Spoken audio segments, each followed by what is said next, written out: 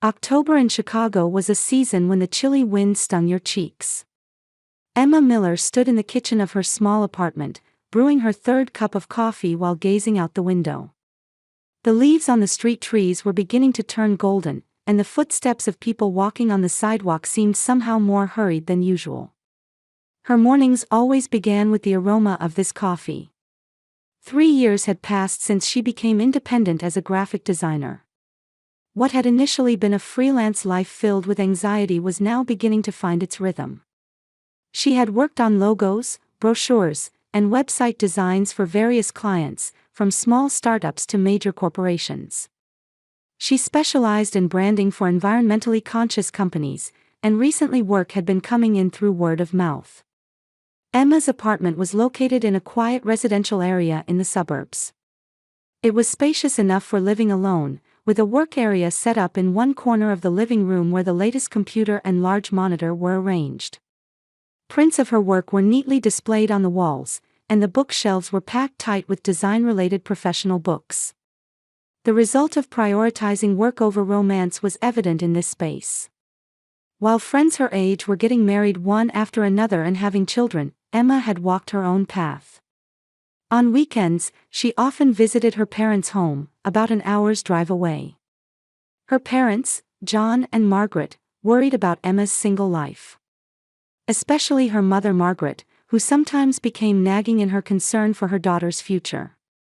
"Emma, don't you think it's about time you found someone nice and started a family?" Her mother had said the same thing last Sunday. Emma knew that the words, "Katie had built such a wonderful family," would follow. Every time her mother brought up Katie, a sharp pain ran through Emma's chest.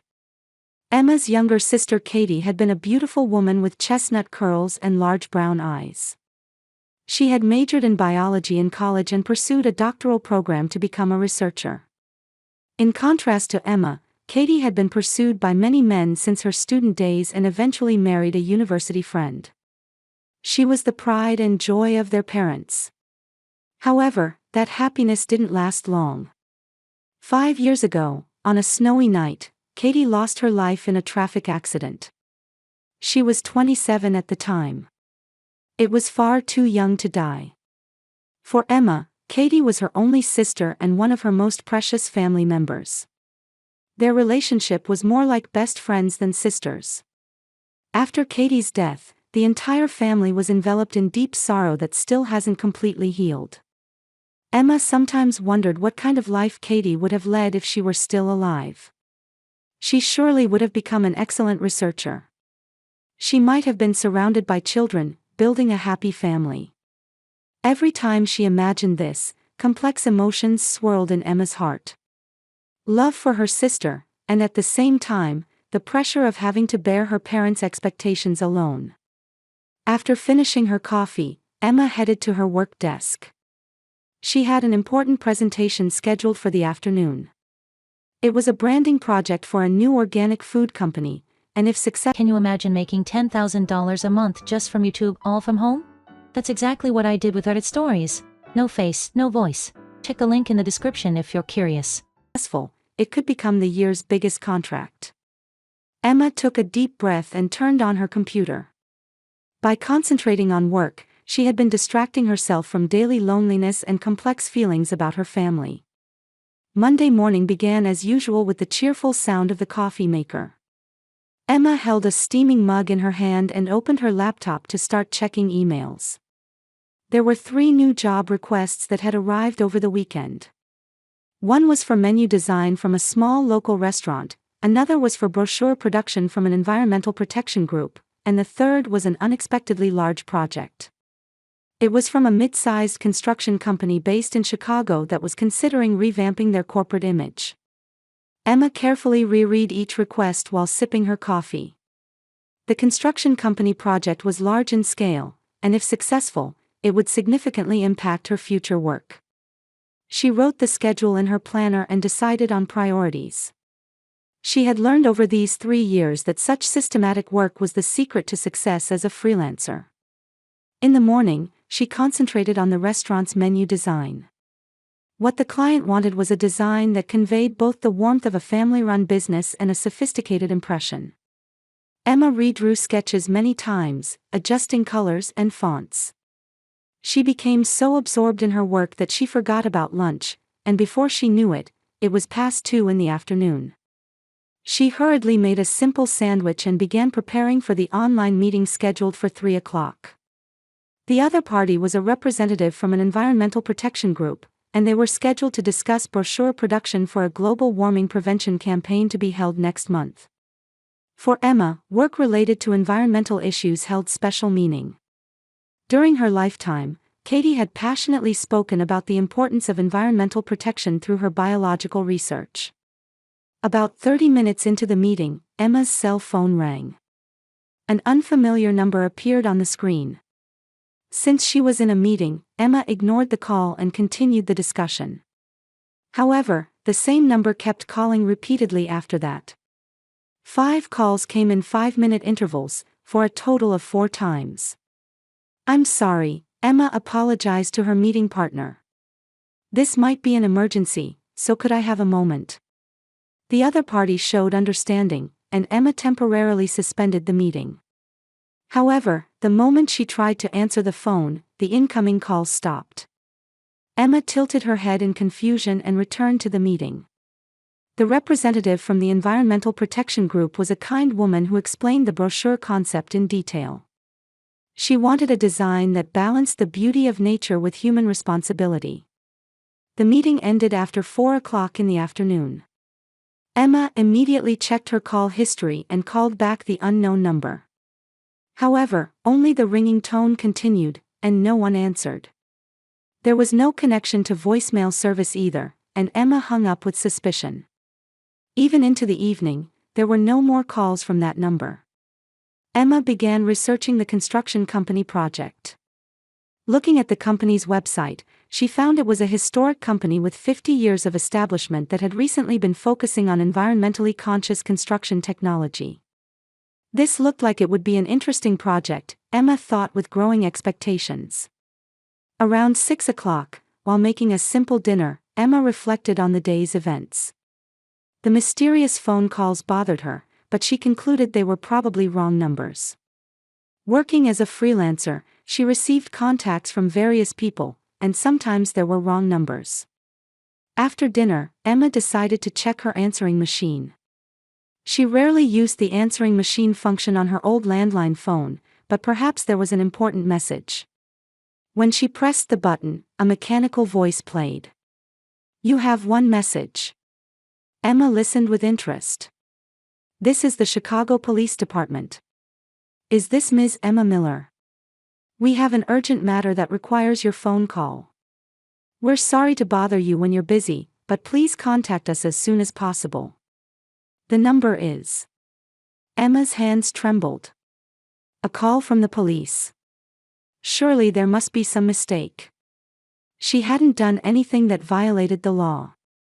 She had no memory of traffic violations, and recently she hadn't even had a parking ticket. Or had something happened to her parents? Anxiety suddenly gripped her heart. Emma hurriedly took notes while listening to the message again. It was definitely from the Chicago Police Department, and they had called her name. When she checked the number, it was the same number that had called multiple times in the afternoon. With trembling hands, Emma called the police station. After several rings, a woman's voice answered. "Chicago Police Department. This is Emma Miller.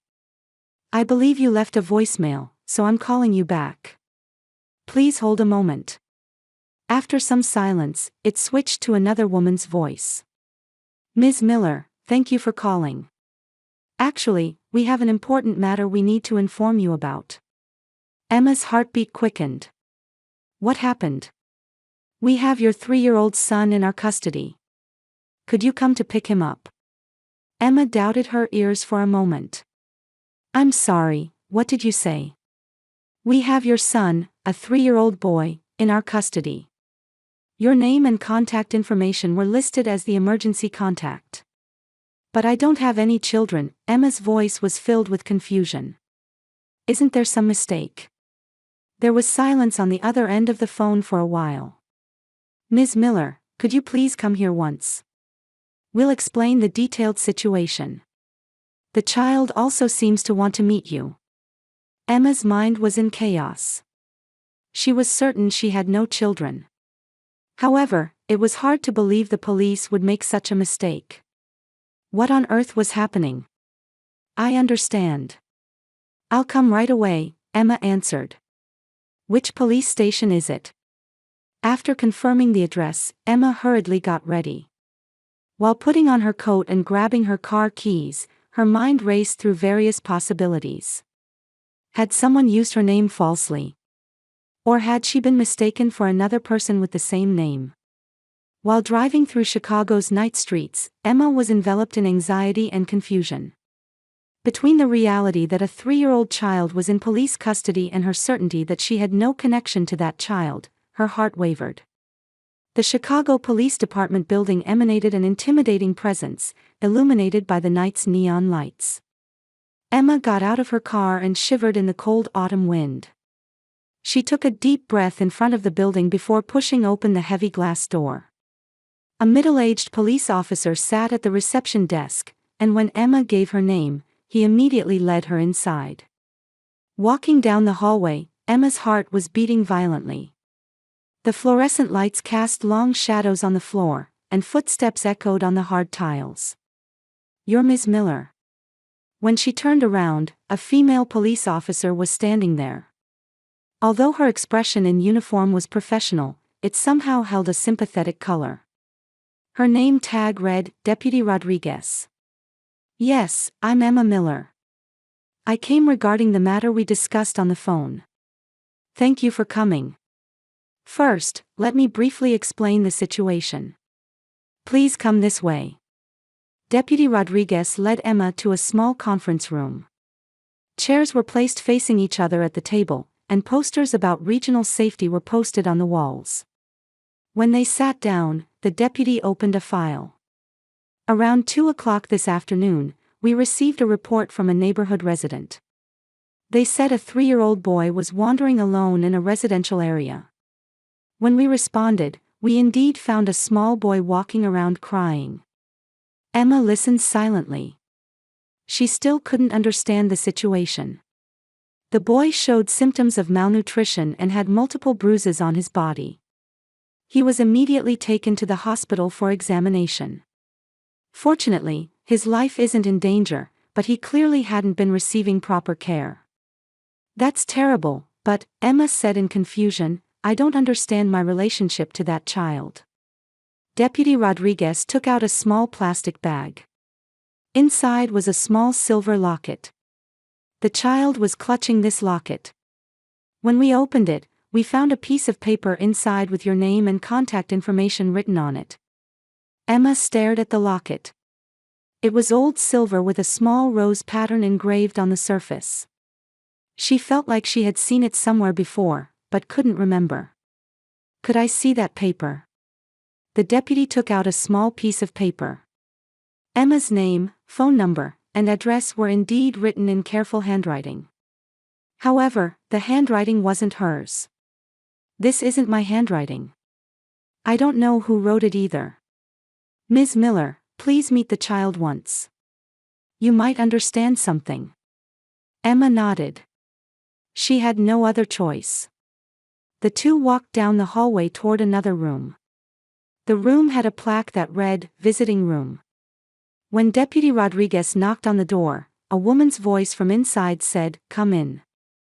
"Are you ready?" the deputy confirmed with Emma. Emma took a deep breath. "I'm fine."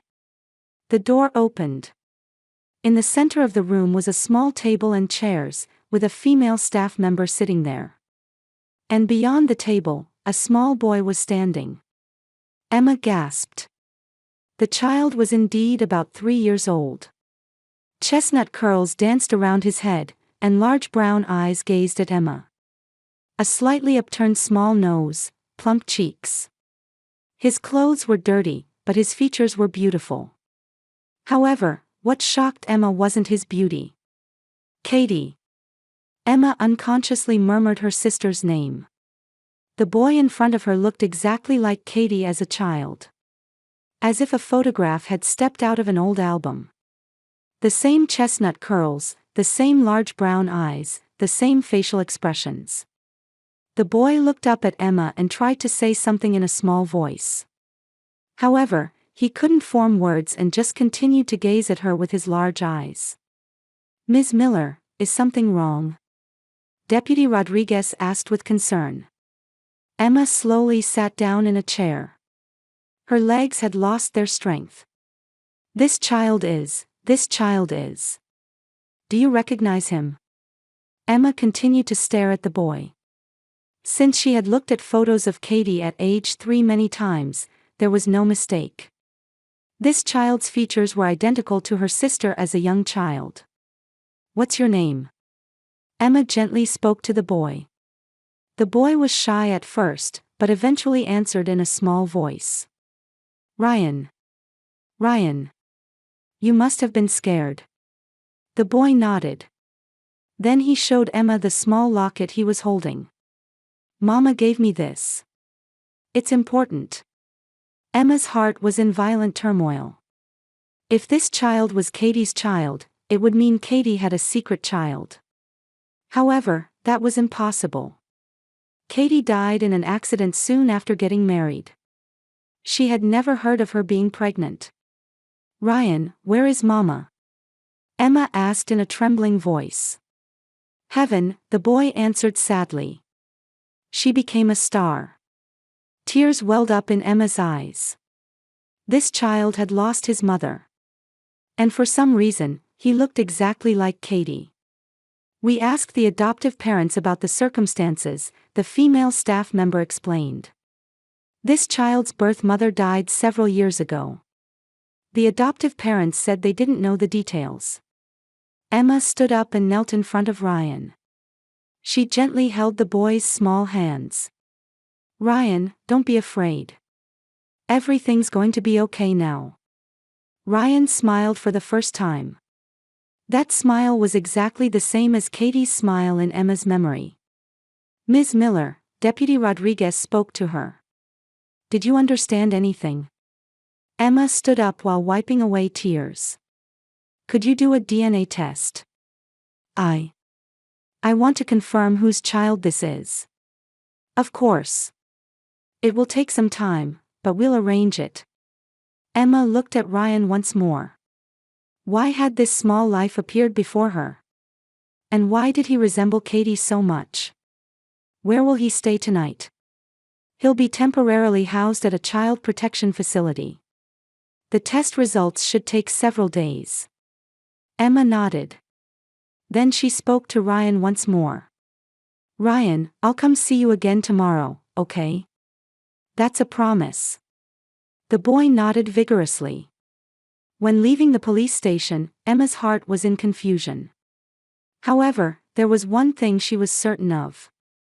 There was definitely Katie's shadow in that child.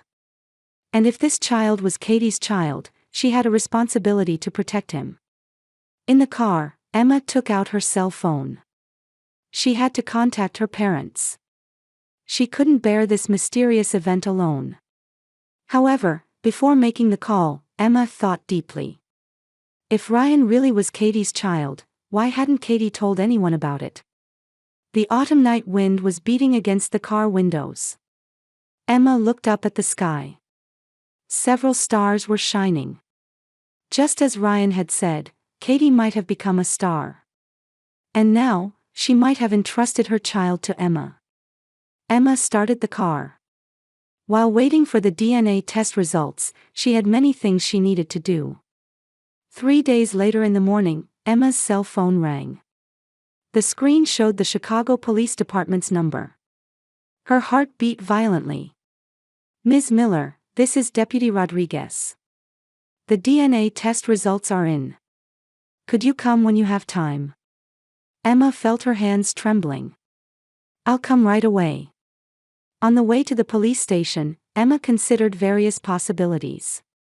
If Ryan really was Katie's child, it would mean her sister had hidden a secret 5 years ago. However, there was no other explanation. That child's features were exactly like Katie as a young child. When she arrived at the police station, Deputy Rodriguez was waiting. Her expression was serious.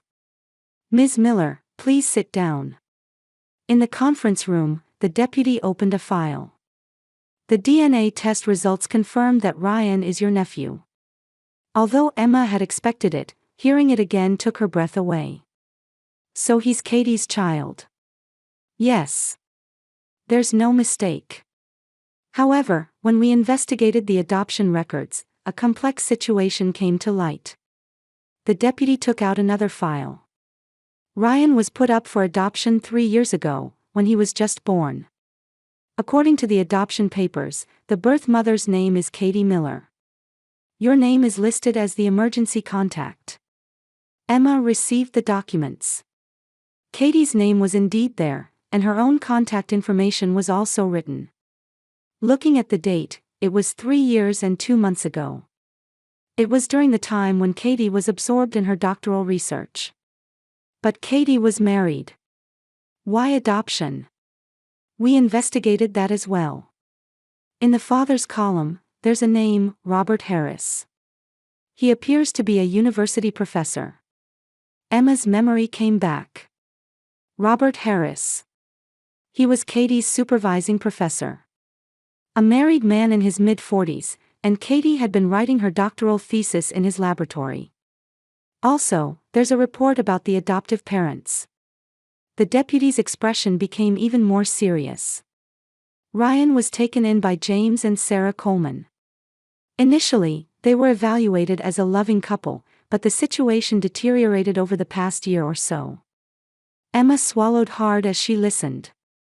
Sarah Coleman suffered from alcoholism, and James Coleman became violent due to work stress. There were several reports from neighbors, and we had issued warnings. So that's why Ryan was wandering the streets alone. Yes.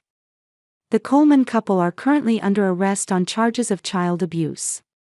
Ryan will never return to them. Emma held her head.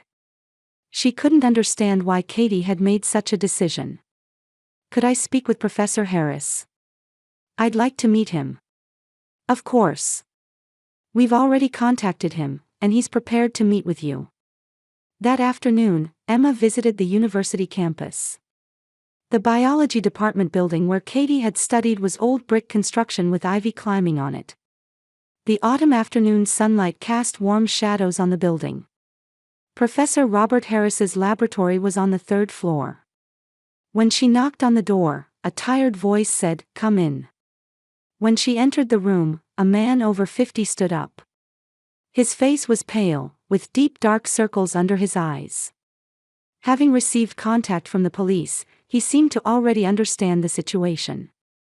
"You're Ms. Emma Miller, Katie's sister." Professor Harris's voice was trembling. "Yes. I came about Ryan." Professor Harris collapsed into his chair. "I'm sorry. I'm truly sorry." He covered his face with his hands. I caused Katie to suffer." Emma sat in the chair across from him. "Please tell me what happened." After a long silence, Professor Harris began to speak. "Katie was an excellent student. Her doctoral research was progressing well, and I was confident she would become a promising researcher. However, despite being married, I fell in love with her." Emma listened silently. At first, it was the relationship between a supervising professor and student. However, we often found ourselves alone together during long research hours, and gradually we began talking about personal matters. I was the one who pursued the relationship. Katie was confused at first, but she became pregnant. Yes. When Katie confessed her pregnancy, I was shaken. Considering my wife and family, it wasn't a relationship I could make public. Katie had to bear that burden alone. Professor Harris's voice became even smaller. She didn't want to give up her path as a researcher. However, she also couldn't have an abortion. For several months, she continued to suffer alone. Emma's heart ached. Just imagining how much Katie had suffered made her chest feel like it would burst. Why did she decide on adoption? Katie said she wanted to entrust the child to a loving family. She said she couldn't provide an adequate environment herself. And Professor Harris choked on his words. She talked about you. About me? Yes. She knew you were suffering from infertility treatments at the time. She really wanted to consult with you. However, she said she didn't want to hurt you. Emma felt tears overflowing. Katie had been considerate of her sister to the very end. Writing your name as the emergency contact was also Katie's will. She said, "If anything happens, please contact Sister Emma." Did Katie ever meet Ryan? Just once. Right after putting him up for adoption, she held him briefly at the hospital. She was crying.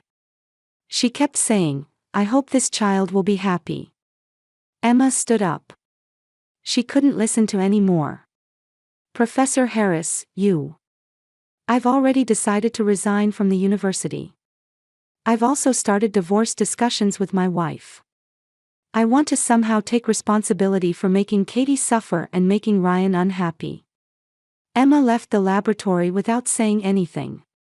In the evening, Emma visited the child protection facility. Ryan was playing alone in a small playroom.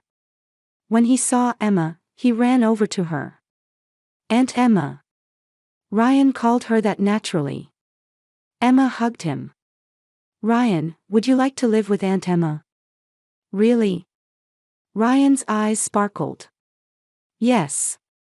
Let's be together forever." That night, Emma called her parents. Her parents were initially surprised to learn of their grandson's existence, but eventually shed tears.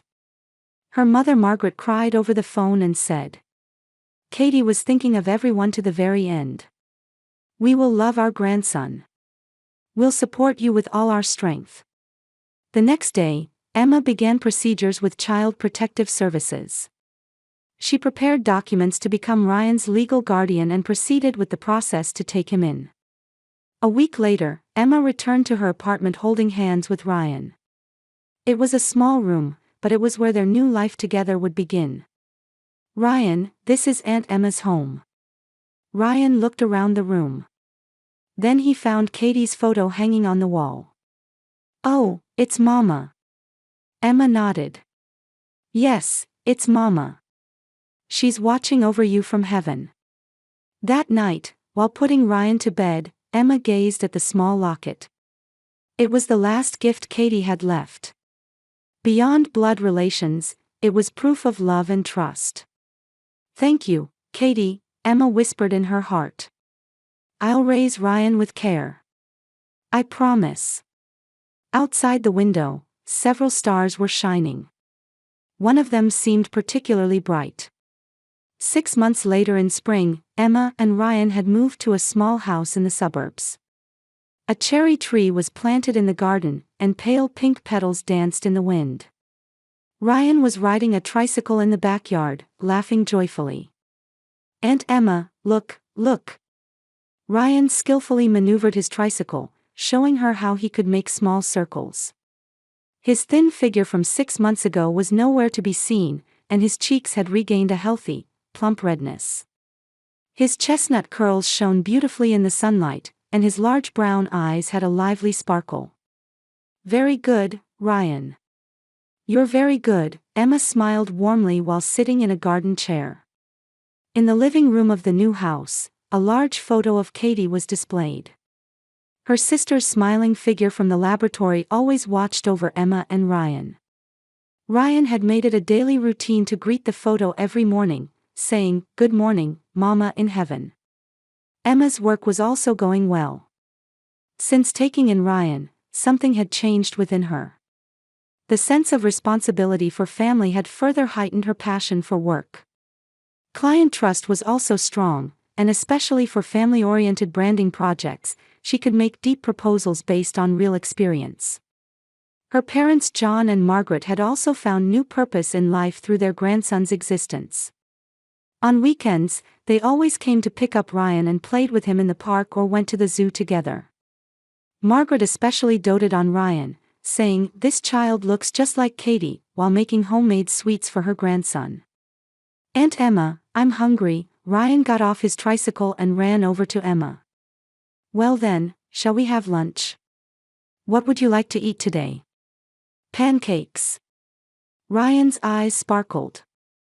Emma stood up and took Ryan's hand. While making pancakes in the kitchen, she savored her happiness. It was a life she couldn't have imagined a year ago. Quiet time alone had been precious too, but Ryan's presence brought warm vitality to every day. Ryan was now attending a nearby nursery school. He was initially shy, but with his natural brightness, he made many friends. Teachers reported that he's a very kind child who always tries to help when there are friends in trouble. In the afternoon, Emma was working in her study. While creating a proposal for a new project, Ryan quietly entered the room. "Aunt Emma, working?" "Yes, just a little. I'll be finished soon." Ryan sat in a small chair and opened a picture book. Occasionally, when there were difficult characters, he would ask, "How do you read this?" Emma would stop her work and teach him carefully. In the evening, the two visited Katie's grave. Fresh flowers were already placed in front of the headstone. While adding the spring flowers Emma had brought, Ryan spoke to the headstone. "Mama in heaven, I rode my tricycle today. It was very fun. Aunt Emma made pancakes for me. They were delicious." Emma felt her eyes getting hot. Ryan reported the day's events to Katie every time. "Mama, Ryan is a very good child." Emma placed her hand on the headstone. "You don't need to worry about anything. We all love Ryan and are raising him with care." On the way home, Ryan fell asleep in the car. Emma looked at his sleeping face through the rearview mirror. This child with Katie's features had given new meaning to her life. When they returned home, Emma noticed one message on her cell phone. The sender was Robert Harris. As promised, he had resigned from the university and was currently working in environmental protection in another state. He occasionally sent messages asking about Ryan's condition. "Is Ryan well? I pray that he's growing up happily. I will send support money monthly for his education expenses. This is my responsibility." Emma replied briefly, "Ryan is well. Thank you for your support." That night, after putting Ryan to bed, Emma sat alone in the living room. While gazing at Katie's photo, she reflected on the past 6 months. She had been anxious at first. The weight of responsibility for raising a 3-year-old child, balancing work, anxiety about the future. However, Ryan's presence had enriched her life. The quietness of time spent alone had been precious, but the warmth of having family was irreplaceable. "Thank you, Katie," Emma whispered in her heart. "I will treasure the last gift you left me for the rest of my life." Outside the window, stars shone in the spring night sky. One of them seemed particularly bright as always. Emma smiled. Katie was always watching over them. And she surely blessed the new life they were walking together with Ryan.